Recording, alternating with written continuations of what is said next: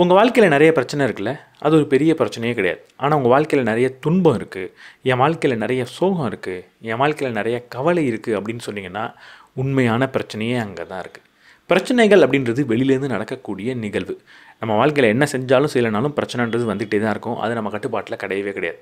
ஆனால் துன்பமோ, துயரமோ, சோகமோ, கவலையோ நம்ம பிரச்சனையை பார்த்து எப்படி ரியாக்ட் பண்ணுறோம் அப்படின்றதுல அமையுது. ஸ்டாய்சிசம் இதை தான் நமக்கு திரும்ப திரும்ப சொல்லி தருது. உங்கள் கட்டுப்பாட்டில் இல்லாத விஷயத்த ஓரமாக தள்ளி வைங்க, அதெல்லாம் உங்களுக்கு பிரச்சனை கிடையாது.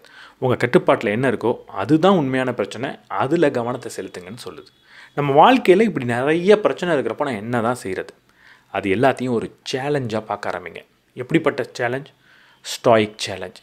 இன்றைக்கி தி ஸ்டாயிக் சேலஞ்ச் அப்படின்ற ஒரு புத்தகத்தோட சம்மரியை அவங்க கூட ஷேர் பண்ணிக்க போகிறேன்.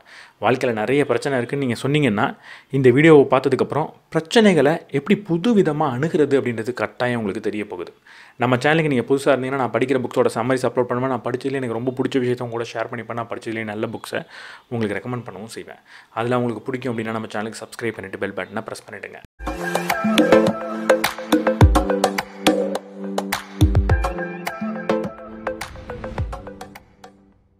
ஸ்டாய்சிசம் அப்படின்ற கான்செப்ட்டுக்கு நீங்கள் புதுசாக இருந்தீங்கன்னா குயிக்காக ஒரு இன்ட்ரோ கொடுத்துட்றேன். ஸ்டாய்சிசம் அப்படின்றது கிறிஸ்து பிறக்கிறதுக்கு 300 வருஷத்துக்கு முன்னாடி கிரேக்க நாட்டில் இருந்த ஒரு தத்துவம். இந்த தத்துவம் என்ன சொல்லுது? ஒரே ஒரு விஷயத்தை தான் சொல்லுது. உங்கள் கட்டுப்பாட்டில் இல்லாத எந்த ஒரு விஷயத்தை பற்றியும் நீங்கள் கவலையே படக்கூடாது. அது எல்லாத்தையும் ஓரமாக எடுத்து வச்சிடணும். உங்கள் கட்டுப்பாட்டில் இருக்கிற விஷயங்கள், அதாவது உங்களோட ஆக்ஷன் எப்படி இருக்குது, உங்களோட மனநிலை எப்படி இருக்குது, எப்படிப்பட்ட விஷயங்கள் நீங்கள் செய்கிறீங்க, எதெல்லாம் நீங்கள் நம்பிக்கிட்டு இருக்கீங்க, எப்படி ஒரு விஷயத்தை பார்க்குறீங்க, இதெல்லாம் நீங்கள் மாற்றுங்க. இதெல்லாம் மாற்றினாலே போகிறோம், வாழ்க்கை கரெக்டாக இருக்கும் அப்படின்னு சொல்கிறாங்க. வாழ்க்கையில் என்ன செயல் செஞ்சாலும் அது அறத்தோடு ஒத்து இருக்குமா அப்படின்னு பார்க்க சொல்கிறாங்க. ஸ்டாய்சிசம்னா 4 அறங்கள் இருக்குது. முதல் அறம், நான் தைரியமாக இருக்கணும். ரெண்டாவது, நான் கட்டுப்பாட்டோட ஒழுக்கத்தோடு இருக்கணும், எது சரியோ அதை தான் செய்யணும். மூணாவது, நான் என் அறிவை வளர்த்துக்கிறதுல ஒவ்வொரு நேரமும் என்ன செய்யலாம் அப்படின்னு யோசிக்கணும், என்னோடய ஞானத்தை நான் பெருக்கிக்கிட்டே இருக்கணும். கடைசியாக ஜஸ்டிஸ், நீதி. நான் செய்கிற ஒவ்வொரு செயல்லையும் நீதி இருக்கா அப்படின்னு பார்த்துக்கணும். நீதியை எதற்காகவும் விட்டு கொடுக்கக்கூடாது. இந்த 4 அறங்களை காப்பாற்றுறதுக்காக தான் நான் வாழ்ந்துக்கிட்டு இருக்கேன். என் வாழ்க்கையில் என்ன செயல் செஞ்சாலும் இந்த 4 அறங்களில் ஏதாவது ஒரு அறத்தை பூர்த்தி பண்ணுமா அப்படின்னு நான் பார்க்கணும். ஏதாவது ஒரு அறத்தை அது நழுவ விடுது அப்படின்னா அந்த செயலை நான் செய்யக்கூடாது. இதை தான் ஸ்டாய்சிசம் நமக்கு சொல்லி கொடுத்துக்கிட்டு இருக்கு. நம்ம கட்டுப்பாட்டில் இருக்கிறத மட்டும் நம்ம கவனிக்கணும். கட்டுப்பாட்டில் இல்லாத பல விஷயங்களை பற்றி பெருசாக கவலைப்பட வேண்டிய தேவை கிடையாதுன்னு சொல்லுது. இந்த ஸ்டாய்சிசமை நமக்கு சொல்லிக் கொடுக்குறது யார்? பல நபர்கள் இன்றைக்கும் ஸ்டாய்சிசமை கடைபிடிச்சிக்கிட்டு இருக்காங்க. ஆனால் சொல்லிக் கொடுத்த 3 முக்கியமான நபர்கள்: மார்க்கஸ் எரிலியஸ் அப்படின்ற ஒரு மன்னர், எபிக்டட்டஸ் அப்படின்ற ஒரு அடிமையிலிருந்து ஆசிரியரான ஒரு நபர், செனேக்கா அப்படின்ற ஒரு வக்கீல். இவங்க தான் ஸ்டாய்சிசமை நமக்கு சொல்லிக் கொடுத்துருக்காங்க. இந்த புத்தகத்தோட முக்கியமான கரு என்ன? வாழ்க்கையில் பின்னடைவு அப்படின்றது தவிர்க்க முடியாத விஷயம். ஆனால் பின்னடைவை சந்திக்கும் போது அங்கே வருத்தப்படுறது, துக்கப்படுறது, அதை 100% நம்மளால் தவிர்க்க முடியும் அப்படின்னு சொல்கிறது தான். நம்ம வாழ்க்கையில் ஏதோ ஒரு பிரச்சனை வருது அப்படின்னா வாழ்க்கையில் தொடர்ந்து பிரச்சனை வந்துகிட்டே இருக்கும். இப்படி பிரச்சனை வரதுக்கு முன்னாடி வாழ்க்கை நமக்கு ஒரு வார்னிங் எல்லாம் கொடுக்காது. அடுத்த 2 மணி நேரத்தில் உனக்கு ஒரு பிரச்சனை வரப்போகுது அப்படின்னு சொல்லவே சொல்லாது. ஆஃபீஸ்க்கு லேட் ஆகிடுச்சு அப்படின்னு அறக்க பறக்க கிளம்புறப்போ திடீர்னு டிராஃபிக் அதிகமாகும். நாளைக்கே வாழ்க்கை நல்லா போயிட்டுருக்கே அப்படின்னு நினைக்கிறப்போ வேலையே இல்லாமல் போகும். அதை விட ரொம்ப பெருசாக சொல்லணுன்னா, எதிர்பாராத நேரத்தில் நம்ம வாழ்க்கையே மாற்றக்கூடிய பெரிய அடிகள் கூட நமக்கு விழலாம். ஸ்டாயிக்ஸ் என்றைக்குமே என் வாழ்க்கை சுலபமானதாக இருக்கணும் அப்படின்னு வேண்டிக்கிட்டே இருக்கிறவங்க கிடையாது. என் வாழ்க்கை கடினமானதாக தான் இருக்க போகுது, அதற்காக நான் பயிற்சி எடுக்கிறேன் அப்படின்னு பயிற்சி எடுக்கக்கூடியவங்க. இங்கே இருக்கிறதுலே ரொம்ப முக்கியமான பயிற்சி என்ன தெரியுமா? வாழ்க்கையில் என்னெல்லாம் பிற்காலத்தில் தவறாக போய் நடக்கலாம் அப்படின்றத முன்கூட்டியே முடிஞ்ச அளவுக்கு நம்ம கட்டுப்பாட்டில் இருக்கிற அளவுக்கு சிந்திச்சு பார்த்து அதற்கு நம்மளை தயார்படுத்திக்கிறது தான். இப்படி வாழ்க்கையில் தவிர்க்க முடியாத நிகழ்வுகள் பல நடக்கும்போது அது நம்மளை மட்டுமே பாதிக்கிறது கிடையாது, நம்மளை சார்ந்திருக்கக்கூடிய மனிதர்களையும் அது பாதிக்குது. நாளைக்கே எனக்கு ஏதாவது ஒன்று ஆயிடுச்சுன்னா என் குடும்பத்தை யார் பார்த்துப்பா? இந்த கேள்விக்கான பதில் உங்கள்கிட்ட இருக்கா? என் குடும்பத்தை நான் பார்த்துக்கணும் அப்படின்னு ஏதேதோ திட்டங்கள் நம்ம தீட்டுறோம். ஆனால் எனக்கு ஏதாவது ஆயிடுச்சுன்னா என் குடும்பத்தை யார் பார்த்துப்பா? இந்த கேள்விக்கான பதில் உங்கள்கிட்ட இருக்கா? இந்த கேள்வியை திரும்ப திரும்ப நம்மளே கேட்டுக்கிட்டாகணும். இந்த கேள்விக்கு எப்படி நம்ம தயார்படுத்திக்க போகிறோம்? நாளைக்கு நமக்கு ஏதாவது ஒன்று ஆயிடுச்சுன்னா நம்ம குடும்பத்தை பார்த்துக்கிறதுக்கு எப்படி நம்ம தயார்படுத்திக்க போகிறோம்? என்னால் முடிஞ்ச அளவுக்கு பணத்தை சேமித்து அவங்களுக்காக வச்சு கொடுத்துட்டு போகிறேன். என்கிட்ட பெருசாக பணம் சேமித்து இல்லை, அப்போ நான் என்ன பண்ண போகிறேன்? இது முன்னாடி நான் சொன்ன மாதிரி தான், ஒரு டேர்ம் இன்சூரன்ஸை கட்டாயம் நான் எடுத்தாகணும். இங்கே டேர்ம் இன்சூரன்ஸ் அப்படின்றது எதிர்பாராத இந்த நிகழ்வுகளுக்கு நம்மளை தயார்படுத்திக்கிற மாதிரி தான். எதிர்பாராமல் எனக்கு ஏதாவது ஆயிடுச்சுன்னா என் குடும்பத்தை யார் பார்த்துப்பா? அப்படி பார்த்துக்கிறதுக்கு ஒரு டேர்ம் இன்சூரன்ஸ் கண்டிப்பாக உங்களுக்கு உதவும். அதுலேயும் ரொம்ப முக்கியமாக நீங்கள் ஒரு என்ஆர்ஐயாக இருக்கீங்க, ஃபாரினில் இருக்கீங்க, உங்களுக்கு டேர்ம் இன்சூரன்ஸ்க்கு என்ன பண்ண முடியும்? ஃபாரினில் இருக்கக்கூடிய நபர்களாலையும் இந்தியாவில் ஒரு நல்ல டேர்ம் இன்சூரன்ஸ் எடுக்க முடியும். நீங்கள் டேர்ம் இன்சூரன்ஸை மேபி எடுக்கணும் அப்படின்னு சிந்திச்சுக்கிட்டு இருக்கலாம். ஆனால் இங்கே ஒரு ட்ரிக் இருக்குது. நீங்கள் வெளிநாட்டில் இருக்கும்போது இந்தியாவில் உங்களால் ஆன்லைனில் இருந்தே ஒரு டேர்ம் இன்சூரன்ஸை வாங்க முடியும். நான் ஏன் ஆன்லைனில் இந்தியாவில் டேர்ம் இன்சூரன்ஸை வாங்கணும் ஃபாரினில் இருக்கிறப்போ? ஏன்னா இது சிங்கப்பூர், UAE மாதிரியான நாடுகளோட கம்பேர் பண்ணும்போது ஆன்லைனில் இந்தியாவில் வாங்குறது 50% வரைக்கும் உங்களுக்கு சீப்பராக கிடைக்கிறதுக்கு வாய்ப்பு இருக்குது. அதுவும் நீங்கள் ஒரு NRI அக்கௌண்ட்டை யூஸ் பண்ணி வாங்கினீங்கன்னா 18% கட்ட வேண்டிய GSTயும் உங்களுக்கு தள்ளுபடி ஆகும். இதே நீங்கள் மாதம் கட்டாமல் வருடம் கட்டினீங்க அப்படின்னா 5% கூடுதல் டிஸ்கவுண்ட்டும் உங்களுக்கு கிடைக்கும். அப்போ ஒட்டு மொத்தமாக பார்த்தா ஒரு 23% இதுலேயே நீங்கள் சேமிச்சிருவீங்க. நான் ஃபாரினில் இருக்கேன், இந்தியாவில் என்னென்ன மாதிரியான டேர்ம் இன்சூரன்ஸ் இருக்குன்றதை பார்க்கணும்னு நினச்சிங்கன்னா நான் டிஸ்கிரிப்ஷன் அண்ட் ஃபர்ஸ்ட் கமெண்ட்டில் அதற்கான லிங்கை கொடுக்குறேன். நீங்கள் கிளிக் பண்ணி பார்த்தீங்கன்னா இந்தியாவில் இருக்கிற பல டேர்ம் இன்சூரன்ஸ் உங்களுக்கு காட்டும். அதில் எது உங்களுக்கு சூட் ஆகும்னு நீங்கள் நினைக்கிறீங்களோ அதை நீங்கள் வாங்கிக்கலாம். வாழ்க்கையில் பிரச்சனைகள் தவிர்க்கவே முடியாது அப்படின்றத சொல்லிட்டேன். இந்த பிரச்சனைகள் அப்படின்னா என்னன்றதை இன்னும் தெளிவாக புரிஞ்சுப்போம். பிரச்சனைன்னு சொல்கிறத விட தெளிவாக சொல்லணும்னா இடுக்கண் அப்படின்னு சொல்லலாம், அட்வர்சிட்டி அப்படின்னு சொல்லலாம். இந்த பிரச்சனை அப்படின்றது என்ன? முதல்ல நம்ம புரிஞ்சுக்க வேண்டிய ஒன்று, பிரச்சனைகள் அப்படின்றது தவிர்க்க முடியாத விஷயம், எல்லாருக்குமே இருக்குது. என் வாழ்க்கையில் மட்டும்தான் பிரச்சனை இருக்குது அப்படின்னு நீங்கள் சொன்னீங்கன்னா இந்த வீடியோவை பார்த்துட்டு இருக்க எல்லாருமே அதை தான் சொல்வீங்க. எல்லாரோட வாழ்க்கையிலையும் பிரச்சனை அப்படின்றது இருக்குது. இன்னும் தெளிவாக சொல்லணும், இன்னும் அழகாக சொல்லணும் அப்படின்னா உங்கள் வாழ்க்கை அப்படின்றது பிரச்சனைகளால் ஆனது தான், பிரச்சனைகளால் கட்டமைக்கப்பட்டது தான் வாழ்க்கை அப்படின்றது. என் வாழ்க்கை வேறு, உங்களோட வாழ்க்கை வேறு அப்படின்றத நம்ம எல்லாரும் ஒத்துப்போம். ஏன் என்னோட வாழ்க்கை வேறு, உங்களோட வாழ்க்கை வேறு, ரெண்டு பேரோட வாழ்க்கையும் ஏன் ஒன்றா இருக்கிறது இல்லை? அதுக்கு முக்கியமான காரணம் என் வாழ்க்கையில் வரக்கூடிய அடுத்தடுத்த பிரச்சனைன்றது வேறு, உங்கள் வாழ்க்கையில் வரக்கூடிய அடுத்தடுத்த பிரச்சனைன்றது வேறு. ரெண்டு பேருக்கும் ஒரே மாதிரியான பிரச்சனைகள் திரும்ப திரும்ப வந்துக்கிட்டே இருக்குது அப்படின்னா, ரெண்டு பேர் வாழ்க்கையிலையும் ஒரே மாதிரி பிரச்சனை ஒரே சீக்வன்ஸில் வந்ததுன்னா ரெண்டு பேரோட வாழ்க்கையும் பார்க்குறதுக்கு ஒரே மாதிரி தான் இருக்கும். என்னது வாழ்க்கைன்றது பிரச்சனைகளால் கட்டமைக்கப்பட்ட ஒரு விஷயமா? வாழ்க்கைன்றது மகிழ்ச்சியால் தானே கட்டமைக்கப்படணும் அப்படின்னு நீங்கள் கேட்டிங்கன்னா கட்டாயம் கரெக்டு தான். வாழ்க்கைன்றது மகிழ்ச்சியால் கட்டமைக்கப்பட்ட ஒரு விஷயந்தான். ஆனால் மகிழ்ச்சியும் பிரச்சனையும் வேறு வேறு விஷயம் அப்படின்னு உங்களுக்கு யார் சொன்னது? உங்கள் வாழ்க்கையில் மகிழ்ச்சி வேணும் அப்படின்னா ஏதோ ஒரு பிரச்சனையை நீங்கள் தீர்த்தாகணும். நல்லா சாப்பிட்றேன், சாப்பிடும்போது எனக்கு ஒரு சந்தோஷம் வருது, ஒரு மகிழ்ச்சி வருது அப்படின்னா அந்த மகிழ்ச்சிக்கு காரணம் என்ன? பசி அப்படின்ற ஒரு பிரச்சனை தான். நிறைய பணத்தை சம்பாதிக்கும் போது ரொம்ப மகிழ்ச்சியாக இருக்குது அப்படின்னா அந்த மகிழ்ச்சி வரத்துக்கு காரணம் என்ன? அந்த மகிழ்ச்சியை உங்களுக்கு கொடுத்தது எது? ஏழ்மை அப்படின்ற ஒரு பிரச்சனை தான். எல்லா பிரச்சனையும் தீர்க்கப்படும் போது தான் சந்தோஷம் அப்படின்றதான் மாறுது, ஒரு மகிழ்ச்சியாக மாறுது. அப்போ வாழ்க்கையில் மகிழ்ச்சி ரொம்ப முக்கியம்னா பிரச்சனையும் ரொம்ப முக்கியம். வாழ்க்கையே மகிழ்ச்சி தான் அப்படின்னா வாழ்க்கையே பிரச்சனை தான். பிரச்சனைகளால் கட்டமைக்கப்பட்டது தான் வாழ்க்கை. பிரச்சனையிலேருந்து தான் மகிழ்ச்சி கிடைக்கிது, பிரச்சனையிலேருந்து தான் நமக்கு பாடம் கிடைக்கிது, பிரச்சனையிலேருந்து தான் குணாதிசயங்களை கூட நம்ம வளர்த்துக்கிட்டு வரோம். தொடர்ந்து பல பிரச்சனைகளை பார்க்குறோம், அதிலிருந்து கற்றுக்கக்கூடிய பாடத்தை வச்சு தான் நம்ம யார் அப்படின்றதே இங்கே நிர்ணயிக்கப்படுது. வாழ்க்கையில் அதனால் பிரச்சனையை பார்த்து ஓட முடியாது, பிரச்சனையை தவிர்க்க முடியாது. பிரச்சனையை நீங்கள் தவிர்க்கணும் அப்படின்னா நம்ம எல்லாரும் இறந்ததுக்கப்புறம் தான் அதை தவிர்க்க முடியும். அப்படிப்பட்டது தான் இந்த பிரச்சனை. இந்த பிரச்சனைக்கு இன்னொரு அம்சம் இருக்குது. அது என்னென்னா எப்போவுமே சொல்லிட்டு வராது, எப்போவுமே எதிர்பாராத நேரத்தில் வரும். எப்போ நம்ம இது வரவே வராதுன்னு நினைக்கிறோமோ அப்போ வரதுக்கான வாய்ப்பு அதிகமாக இருக்குது. இந்த பிரச்சனை 3 வகையில் நம்மளை சேரலாம். முதல்ல நமக்கு நாமளே பிரச்சனை கொடுத்துக்கிறது.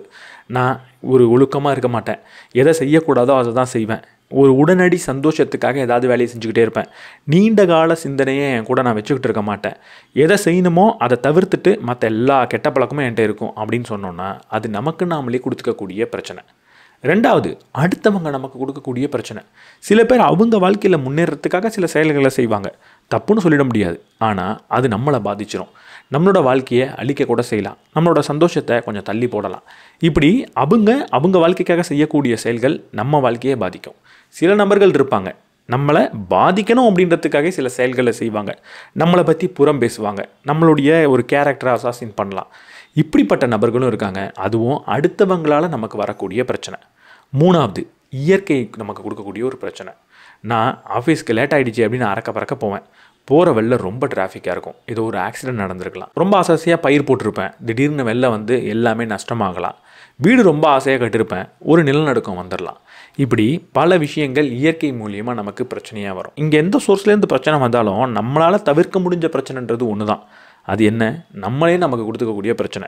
அதை நம்மளால் கண்டிப்பாக மாற்ற முடியும்.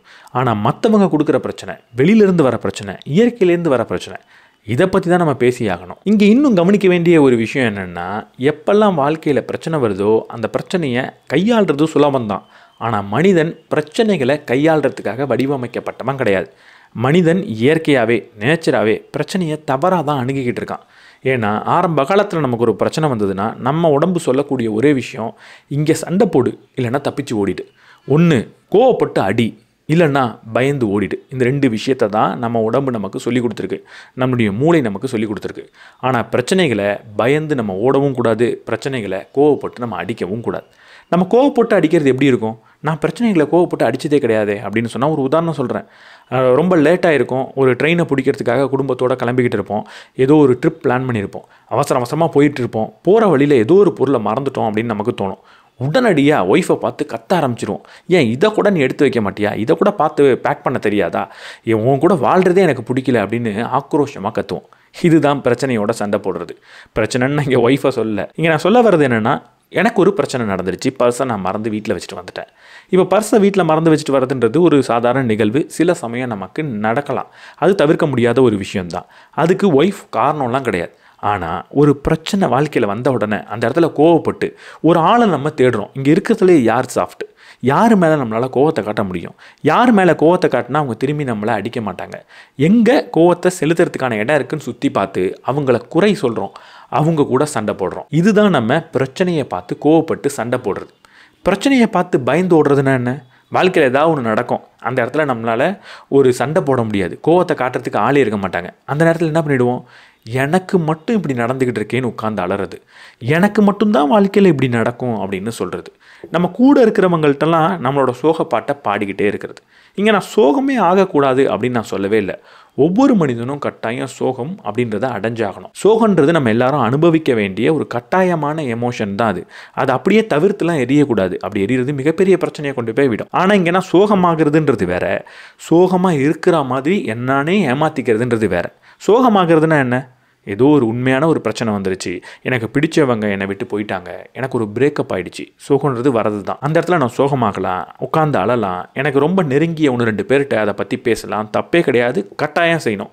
ஆனால் பார்க்குற எல்லார்கிட்டையும் இதை பற்றியே நான் பேசுகிறது, பார்க்குற எல்லார்கிட்டையும் நான் சோகமாக இருக்கேங்க அப்படின்னு சொல்லிக்கிட்டே இருக்கிறது, பார்க்குற எல்லார்கிட்ட இருந்தும் ஒரு அனுதாபத்தை எதிர்பார்க்குறது, அவங்க அனுதாபத்தை கொடுக்க மாட்டாங்க. நம்மளோட பிரச்சனைகளையும் சோகத்தையும் பகிர்ந்துக்கிட்டா என் வாழ்க்கையிலையும் இப்படி தான் அப்படின்னு அவங்க கதை சொல்ல போகிறாங்க. அவங்கக்கிட்ட நம்மளோட சோகத்தை நம்ம ஷேர் பண்ண வேண்டிய தேவையில்லைன்னு தெரிஞ்சோம் அவங்கக்கிட்ட போய் சோகத்தை ஷேர் பண்ணுறது, அதுக்கு அவங்க ஒழுங்காக ரியாக்ட் பண்ணலன்னு திரும்ப கோவப்படுறது.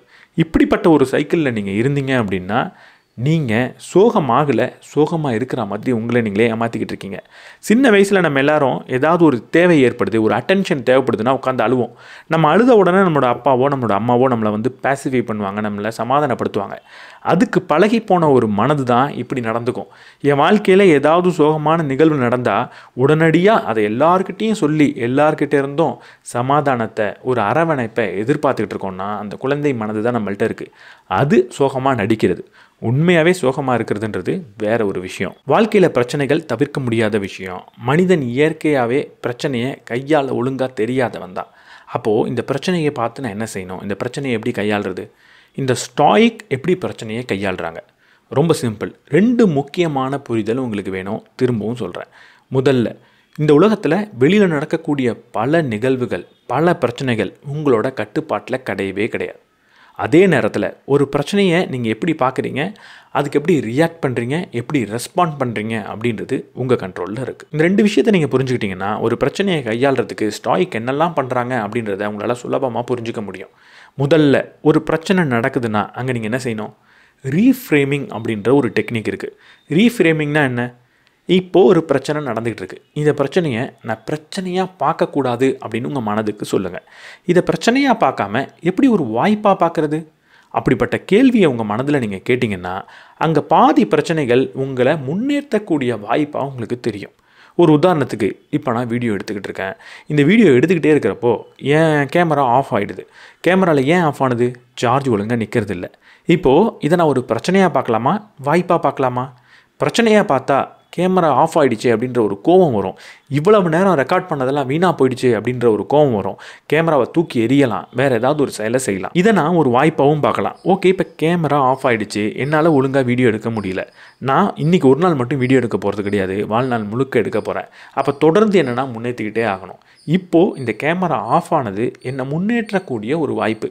நான் என்ன செய்யலாம்? பேக்கப்புக்கு இன்னொரு பேட்டரி வாங்கலாம், அந்த பேட்டரியை பேரலாக சார்ஜ் பண்ணலாம் அப்படின்ற ஒரு சொல்யூஷனை உள்ளே கொண்டு வரலாம். இப்போ நான் எதை பிரச்சனையாக பார்த்தனோ அதுவே என்னை முன்னேற்றக்கூடிய ஒரு வாய்ப்பாயிடுச்சு. முதல்ல சொன்ன உதாரணத்தை எடுத்துக்கோங்க. நான் பர்ஸை வீட்டில் மறந்து வச்சுட்டு வந்து கூட இருக்கிறவங்களை கத்தி என்னோட ரிலேஷன்ஷிப்பை ஸ்பாயில் பண்ணிக்கிறது, என்னை சுற்றி நடக்கிற நிகழ்வை ஒரு பிரச்சனையாக பார்க்குறது. அதே நேரத்தில் அதை நான் வாய்ப்பாக மாற்றிக்க முடியும்.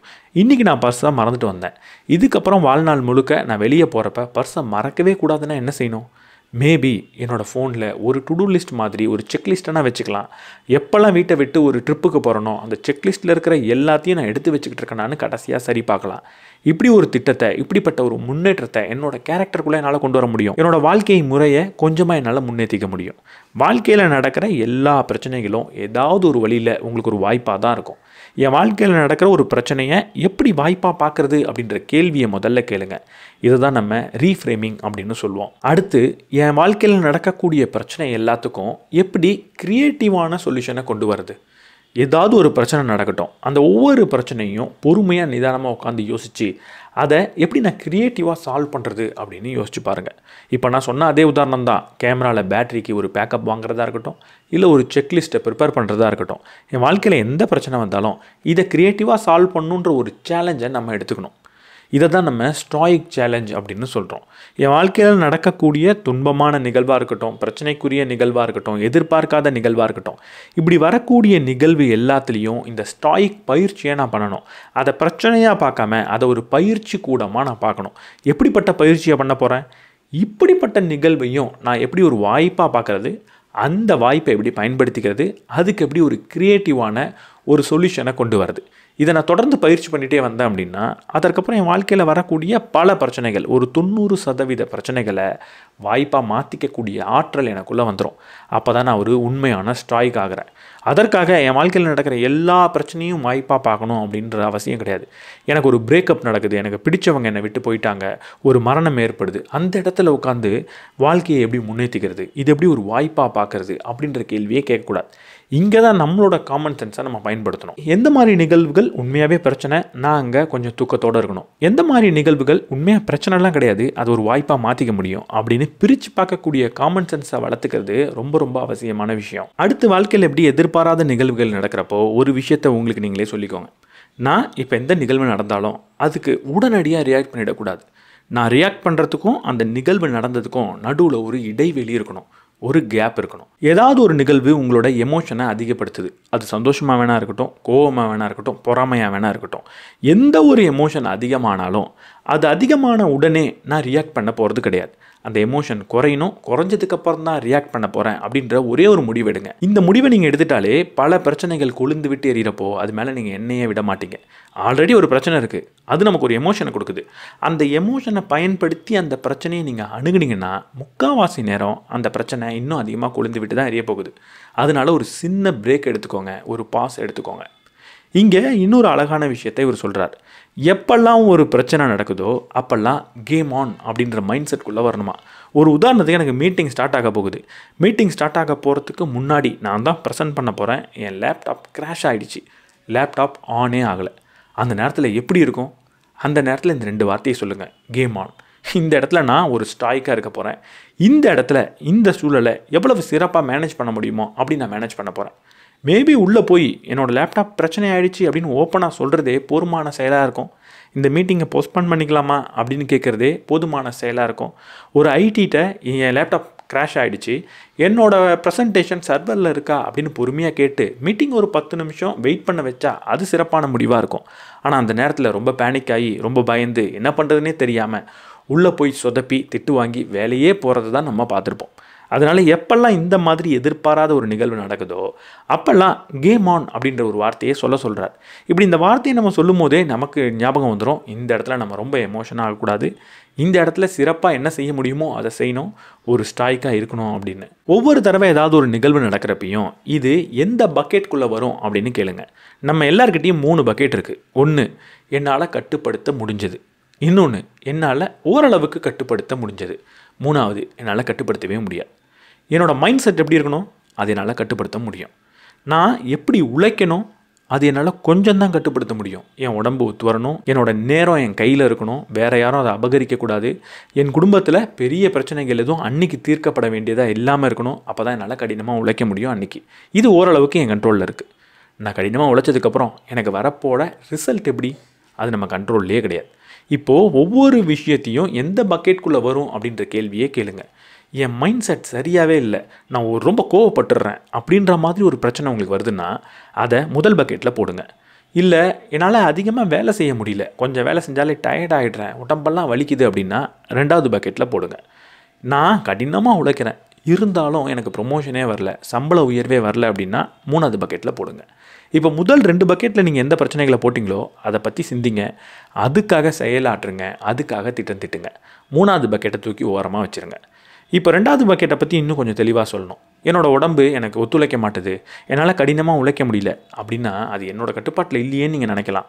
ஆனால் அது ஓரளவுக்கு நம்ம கட்டுப்பாட்டில் இருக்குது. என் உடம்பு தானே, அது எப்படி நான் ஒழுங்காக பராமரிக்கிறது, எப்படி என் உடம்பை ஒழுங்காக மேனேஜ் பண்ணுறது, எப்படி என் வேலையை ஒழுங்காக அலோகேட் பண்ணுறது, எப்படி என் வேலையை இன்னொரு நபர்கிட்ட உதவியாக கேட்டு வாங்குறது, இதெல்லாம் நீங்கள் சிந்திக்கலாம்.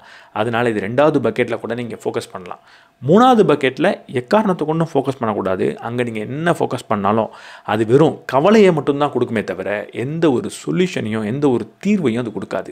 இங்கே இன்னொரு விஷயத்தையும் நம்ம பயிற்சி பண்ணியாகணும். அது என்ன தெரியுமா? நன்றி உணர்வு. நம்மள்ட்ட என்னெல்லாம் இருக்கோ அதுக்கெல்லாம் நன்றி உணர்வோடு இருக்கணும். என்னெல்லாம் இருக்கோ அதுக்கு நன்றி உணர்வோடு இருக்கும்போது தேவையில்லாத சில பிரச்சனைகள் நமக்கு பிரச்சனையாகவே தெரியாது, அதெல்லாம் ஒதுக்கி வச்சிடலாம். இப்படி என்கிட்ட என்னெல்லாம் இருக்கோ அதுக்கு நன்றி உணர்வை காட்டுறதுக்கு நான் என்ன தெரியுமா செய்யணும்? என்கிட்ட இருக்கக்கூடிய விஷயங்கள் என்னை விட்டு போயிடும் அப்படின்னு நான் சிந்திக்கணும். எனக்கு ரொம்ப பிடிச்ச நபர் என் கூட இருக்கலாம், அப்போது அவங்கள நான் நன்றி உணர்வோடு பார்த்துக்கணும். அவங்க இருக்கிறதுக்கே நான் நன்றி உணர்வை காட்டணுன்னா அவங்க இல்லாமல் போயிட்டா எப்படி இருக்கும் அப்படின்னு நான் சிந்திச்சு பார்க்கணும். ரொம்ப நெகட்டிவாக இருக்குது, என் கூட இருக்கிற நபர் இல்லாமல் போயிடுவாங்க அப்படின்றத நான் சிந்திச்சு பார்க்கணும். ரொம்ப நெகட்டிவாக இருக்குது, என்கிட்ட இருக்கிற விஷயங்கள் என்னை விட்டு போயிடுன்னு நான் ஏன் சிந்திச்சு பார்க்கணும்? இங்கே நெகட்டிவிட்டியை ஸ்ப்ரெட் பண்ணுறதுக்காக இதை நான் சொல்லலை. இது எதற்காக நம்ம சொல்கிறோம்? நம்மள்ட்ட இருக்கிற விஷயம் நம்மள்ட்ட இல்லாமல் போனால் எப்படி இருக்குன்னு நினச்சி பார்க்குறப்ப தான் அது இருக்கிறது எவ்வளவு முக்கியன்றது நமக்கு தெரியும். அப்போ தான் உண்மையான நன்றி உணர்வை நம்மளால் காட்ட முடியும். பெரும்பான்மையான நேரத்தில் நம்மள்ட்ட இருக்கிற விஷயம் நம்மளை விட்டு போனதுக்கப்புறம் தான் அதோட அருமையே நமக்கு தெரியுது. எதுக்கு அது போகிற வரைக்கும் வெயிட் பண்ணணும்? இருக்கும்போதே அது போனால் எப்படி இருக்குன்னு கொஞ்சம் கற்பனை பண்ணி பார்த்துட்டா போருமே. ஒவ்வொரு நாளும் உங்கள்கிட்ட இருக்கிற விஷயம் உங்களை விட்டு போயிட்டா எப்படி இருக்குன்னு சிந்திச்சு மட்டும் பாருங்கள்.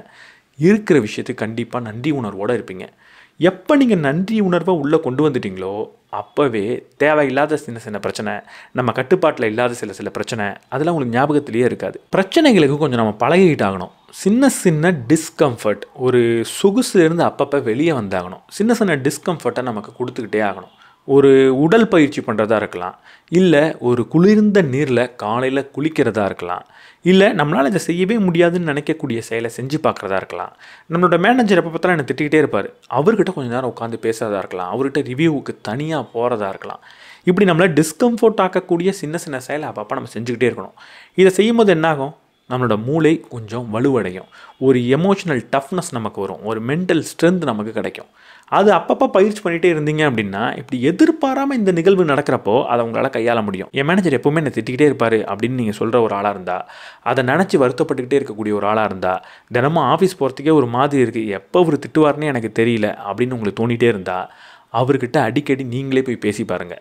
2 விஷயம் நடக்கும். நீங்களே போய் பேசினா அவருக்கு உங்களை பிடிச்சிரும், அது வேறு விஷயம். ஆனால் அவர்கிட்ட நீங்களாக போய் பேசும்போது, அவர் அடிக்கடி கையாண்டு பழகும் போது உங்கள் மூளைக்கு அது ரொம்ப கடினமான விஷயமா தெரியாது, அது சுலபமான விஷயமா மாறிடும். அப்படி மாறினதுக்கப்புறம் அது எதிர்பாராத விதமாக அவராக ஒரு நாள் உங்கள்கிட்ட வந்து கற்றும் போது அது அவ்வளோ பெரிய விஷயமா இருக்காது.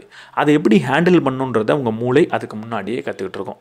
மேனேஜருக்கு மட்டும் கிடையாது, லைஃப்பில் அப்பப்போ இந்த மாதிரி டிஸ்கம்ஃபர்ட்டான விஷயத்தை அனுபவிச்சுட்டே இருங்க. உங்கள் மூளைக்கு தெரியும் இது திடீர்னு வந்தால் எப்படி கையாளுறது அப்படின்னு. ஸ்டாய்சிசம் பர்ஃபெக்ஷனை பொறுத்தது கிடையாது, ரிஃப்ளெக்ஷனை பொறுத்தது. நேர்த்தியை பொறுத்தது கிடையாது, திரும்பி பார்ப்பதை பொறுத்தது. என் வாழ்க்கையில் ஏதாவது ஒரு எதிர்பாராத நிகழ்வு நடக்குதுன்னா அதை ஒழுங்காக கையாள மாட்டேன் தான், என்னால் அதெல்லாம் கையாள முடியாது தான், அது ஒரு பிரச்சனையாக நான் மாற்றிடுவேன் தான். அந்த இடத்துல இப்படி ரியாக்ட் பண்ணியிருக்கலாமே, இப்படி செஞ்சுருக்கலாமேன்னு அப்படின்னு எனக்கும் தோண தான் செய்யும். ஆனால் ஒரு ஸ்டாய்க் என்ன செய்யணும் அப்படின்னா, அப்படி செஞ்சுட்டோமேன்னு வருத்தப்படக்கூடாது. அது நடந்ததுக்கப்புறம் நம்ம என்ன பண்ணோம் அப்படின்னு யோசிக்கணும். வேறு இதை எப்படி மாற்றி செஞ்சுருக்கலாம் அப்படின்னு யோசிக்கணும். அடுத்த தடவை இது நடந்தால் எப்படி நான் இப்போ ரியாக்ட் பண்ண மாதிரியே பண்ணாமல் நான் நினச்ச மாதிரி சரியாக ரியாக்ட் பண்ணுறது, அதுக்கு எப்படி நான் பயிற்சி பண்ணுறது, அதுக்கு எப்படி நான் தயார்படுத்திக்கிறது அப்படின்னு சிந்திக்கணும். இங்கே பிரச்சனைகளே வரக்கூடாதுன்றது கிடையாது. பிரச்சனைகள் வரும்போதெல்லாம் நீங்கள் நேர்த்தியாகவே இருக்கணுன்ற அவசியமும் கிடையாது.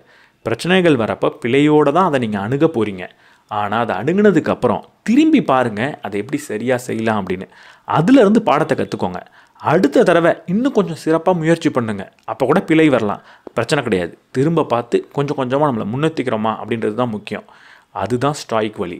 சில சமயம் முடியும் அப்படின்னா உங்கள் லைஃப்பில் நடக்கக்கூடிய அன்எக்ஸ்பெக்டட் ஈவெண்ட், எதிர்பாராத நிகழ்வுகள் உங்களுக்கு வருத்தத்தை கொடுக்குது அப்படின்னா, உங்களை ரொம்ப டேமேஜ் பண்ணுது அப்படின்னா, அந்த இடத்துல கொஞ்சம் ஹியூமரை கொண்டு வர முடியுமா அப்படின்னு பாருங்கள்.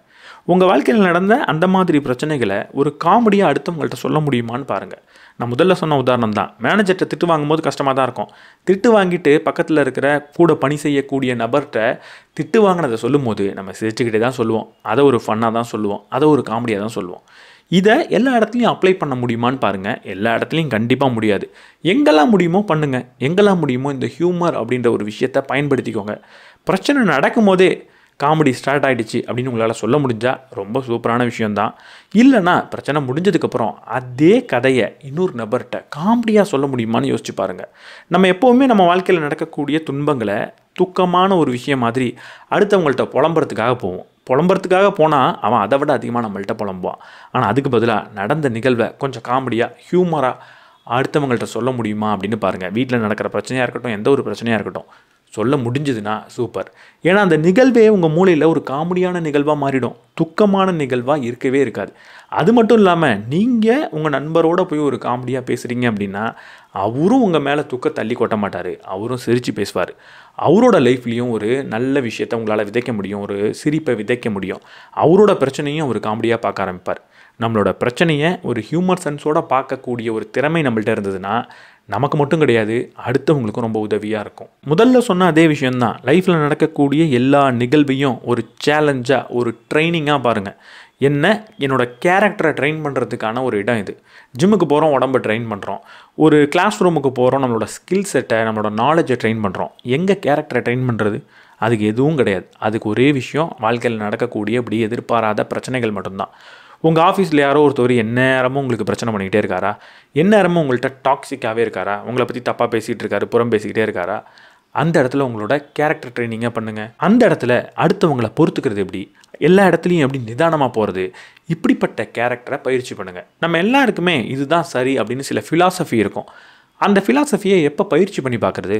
இப்படிப்பட்ட பிரச்சனைகளில் தான். அடுத்தவன் என்ன செஞ்சாலும் நான் பெருசாக கோவப்படக்கூடாதுப்பா, இது அந்த இடத்த விட்டு நகர்ந்து போகணும் அப்படின்னு ஒரு ஃபிலாசபி இருக்குன்னா எப்போ நீங்கள் அதை பயிற்சி பண்ணுவீங்க? எப்போ அடுத்தவங்க உங்களை கோவப்படுத்துகிறாங்களோ அப்போ தான் அதை செஞ்சு பயிற்சி பண்ண முடியும். இப்படி ஒவ்வொரு சூழலையும், அதுவும் முக்கியமாக எதிர்பாராத நெகட்டிவான ஒரு பிரச்சனைக்குரிய சூழல்லையும் உங்களோட கேரக்டரை நீங்கள் எப்படி இருக்கணும்னு நினைக்கிறீங்களோ அந்த மனிதராக இருக்கிறதுக்கான ஒரு பயிற்சி கூடமாக அதை பயன்படுத்திக்கோங்க. ஒரு க்யூவில் நீங்கள் ரொம்ப நேரமாக நின்றுட்டுருக்கீங்க, இல்லை யாருக்கும் ரொம்ப அர்ஜென்ட்டாக ஃபோன் பண்ணுறீங்க. அந்த நேரத்தில் உங்கள்கிட்ட உங்களின் ரீசார்ஜ் இன்னும் 2 நாட்களில் முடிய போகிறது அப்படின்னு 1 மணி நேரத்துக்கு ஃபோனே தானாக பேசிக்கிட்டு இருக்கு. இந்த மாதிரி நேரத்தில் என்ன பண்ணலாம்? அங்கெல்லாம் அமைதியாக இருக்கிறது எப்படின்றத பயிற்சி பண்ணுங்கள். இப்படி ஒவ்வொரு சூழல்லையும் எந்த ஒரு கேரக்டரை இம்ப்ரூவ் பண்ணுறதுக்கு முடியுமோ அந்த கேரக்டராக இருக்கிறதுக்கு ஒரு பயிற்சியை பண்ணுங்கள். பயிற்சி கூடமாக அதை பாருங்கள். இன்னொரு வித்தியாசமான டெக்னிக்கை இந்த புத்தகத்தில் அவர் சொல்லியிருக்காரு. அது என்னென்னா, ஸ்டாய்க் காடை உங்களுக்கு பின்னாடி வர வைங்க அப்படின்னு சொல்கிறார். ஒரு கடவுளை உயிர்த்தலை செய்யுங்க அப்படின்னு சொல்கிறார். உங்களுக்கு கடவுள் நம்பிக்கை இருக்கா? பிரச்சனை இல்லை. அந்த கடவுளையே நீங்கள் உங்களோட ஒரு காடாக நீங்கள் எடுத்துக்கலாம். இல்லை எனக்கு கடவுள் நம்பிக்கைலாம் கிடையாது அப்படின்னா இந்த ஸ்டாய்க் ஃபிலாசபர்ஸில் யாரை உங்களுக்கு பிடிக்குமோ அவங்கள ஒரு கடவுளாக தேர்ந்தெடுத்துக்கோங்க. எப்பெல்லாம் இந்த மாதிரி ஒரு சூழலை பார்க்குறீங்களோ அங்கெல்லாம் உங்களுக்கு பின்னாடி உங்களோட கடவுள் நிற்கிறதா நினச்சிக்கோங்க. இப்போ என் வாழ்க்கையில் ஒரு பிரச்சனை வருது, அந்த இடத்துல எனக்கு பின்னாடி மார்க்கஸ் எரிலியஸ் நிற்கிறாரு அப்படின்னு நான் நினச்சிக்கிட்டேன்னா, ஒரு இமேஜின் பண்ணிக்கிட்டேன்னா, அந்த சூழலை அணுகிறது எவ்வளோ சுலபமாக இருக்கும். சுலபமாக இருக்கிறத விட எனக்கு பின்னாடி கடவுள் இருக்கார் அப்படின்னு நான் யோசிக்கும் போது, மார்க்கஸ் எரிலியஸ் என் தோளில் கையை வச்சுட்டு என் பின்னாடி நின்றுட்டு இருக்காரு ரொம்ப உசரமா அப்படின்னு நான் நினைக்கும் போது, அந்த சூழலில் சரியாக என்ன செய்யணுமோ அதை தான் செய்வேன். எனக்கு என்ன லாபம் அப்படின்னு யோசிக்க முடியாது. இல்லை தவறாக ஏதாவது பண்ணிடலாம், குறுக்கு வழியில் போயிடலாம் அப்படின்னு நமக்கு தோணாது. அப்படி உங்களால் பண்ண முடியுமான்னு யோசிச்சு பாருங்கள். அப்படிப்பட்ட ஒரு ப்ராக்டிஸ் இந்த எழுத்தாளர் பண்ணுறதாகவும் சொல்கிறாரு. முடிஞ்ச அளவுக்கு அடுத்தவங்களை மன்னிக்க பழகிக்கோங்க. யாரெல்லாம் தப்பு பண்ணுறாங்களோ முடிஞ்ச அளவுக்கு அவங்கள மன்னிக்கிறதுக்கு பயிற்சி பண்ணிக்கிட்டே இருங்க. உங்கள் ஃப்ரெண்டு உங்கள் பர்த்டேவை மறந்துட்டு கால் பண்ணவே இல்லையா? எதுக்கு உட்காந்து அவ்வளவு டென்ஷன் ஆகி உங்கள் பர்த்டேவையே நீங்கள் ஸ்பாயில் பண்ணிக்கணும்? எதுக்கு வருத்தப்பட்டு அவ்வளவு ஸ்பாயில் பண்ணணும் அந்த டேவை? நீங்களே கால் பண்ணி என்னடா என் பர்த்டேவை மறந்துட்டியா அப்படின்னு கேட்குறதுல என்ன பிரச்சனை வரப்போகுது? அவனும் நம்மளை மாதிரி ஒரு மனிதன் தான், அவனும் சில விஷயம் மறப்பான் அப்படின்னு சொல்லி அவனை மன்னிச்சுட்டு போகிறதுல என்ன கிடைக்கும்? அவனோட ஃப்ரெண்ட்ஷிப் உங்கள் கூடயே இருக்கும். அதை தாண்டி முக்கியமாக என்ன கிடைக்கும்னா உங்களுக்கு ஒரு மன நிம்மதி கிடைக்கும். மறந்துட்டான் பார்த்தியா அப்படின்னு அன்றைக்கி நாள் முழுக்க உட்காந்து வருத்தப்படுவீங்க. ஒரு வருஷத்தில் ஒரு நாள் தான் பர்த்டேவை நீங்கள் செலிப்ரேட் பண்ணுறீங்க அப்படின்னா அந்த ஒரு நாளும் நாசமாக போயிடும். அதுக்கு பதிலாக அவனும் மனுஷன் தானே, மறந்துருப்பான், என்ன பண்ணுறது, மன்னிச்சிருவோம் அப்படின்னு ஒரு சட்டுன்னு ஒரு முடிவெடுத்து நீங்களே கால் பண்ணி என் பர்த்டே கூட மறந்துட்டல அப்படின்னு கேட்டால் என்ன ஆகும்? உங்களோட ஈகோ கீழே போகும் அப்படின்னு நீங்கள் நினைக்கலாம். உண்மையாக ஈகோ கீழே போகாது. அங்கே உங்களுக்கு மன நிம்மதி தான் கிடைக்கும். தேவையில்லாமல் ஒரு நாளை நீங்கள் ஸ்பாயில் பண்ணிக்க மாட்டீங்க. அதனால் முடிஞ்ச அளவுக்கு அடுத்தவங்க எல்லாரையும் மன்னிக்க பாருங்கள். அவங்கள மன்னிக்கிறது அவங்களுக்காக கிடையாது, உங்களோட நிம்மதிக்காக. எதுக்கு அவங்கள பற்றியே நீங்கள் யோசித்து உங்களோட மன நிம்மதியை கெடுத்துக்கணும்? ஓவராலாக இந்த புத்தகத்தில் என்ன சொல்கிறாங்க? ரொம்ப சிம்பிள். பல வீடியோவில் நம்ம சொன்ன ஒரு விஷயந்தான். லைஃப்பில் பிரச்சனைன்றது தவிர்க்க முடியாது. அந்த பிரச்சனையை கையாளுறது தான் ரொம்ப முக்கியமே தவிர அதை பார்த்து ஓடுறதோ சண்டை போடுறதோ முக்கியம் கிடையாது.